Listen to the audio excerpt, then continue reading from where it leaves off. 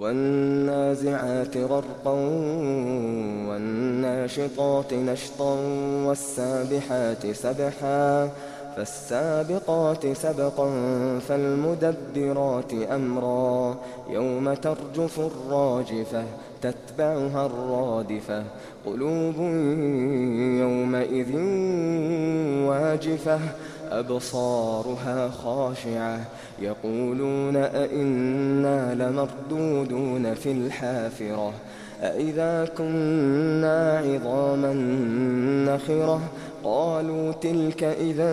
كرة خاسرة فإنما هي زجرة واحدة فإذا هم بالساهرة هل أتاك حديث موسى إذ ناداه ربه بالواد المقدس طوى اذهب إلى فرعون إنه طغى فقل هل لك إلى أن تزكى وأهديك إلى ربك فتخشى فأراه الآية الكبرى فكذب وعصى ثم أدبر يسعى فحشر فنادى فقال أنا ربكم الأعلى فأخذه الله نكال الآخرة والأولى إن في ذلك لعبرة لمن يخشى أأنتم أشد خلقا أم السماء بناها رفع سمكها فسواها وأغطش ليلها وأخرج ضحاها والأرض بعد ذلك دحاها أخرج منها ماءها ومرعاها والجبال أرساها متاعا لكم ولأنعامكم فإذا جاءت الطامة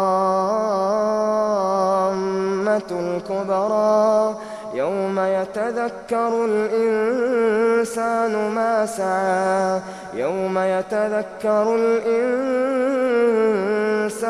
ما سعى وبرزت الجحيم لمن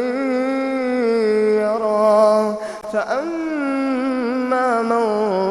طغى وآثر الحياة الدنيا فإن الجحيم هي المأوى وأما من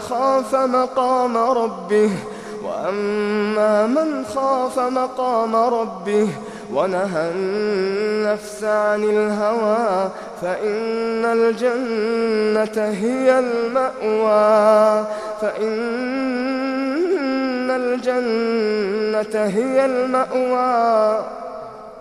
يسألونك عن الساعة أيان مرساها فيم أنت من ذكراها إلى ربك منتهاها إنما أنت منذر من يخشاها كأنهم يوم يرونها لم يلبثوا إلا عشية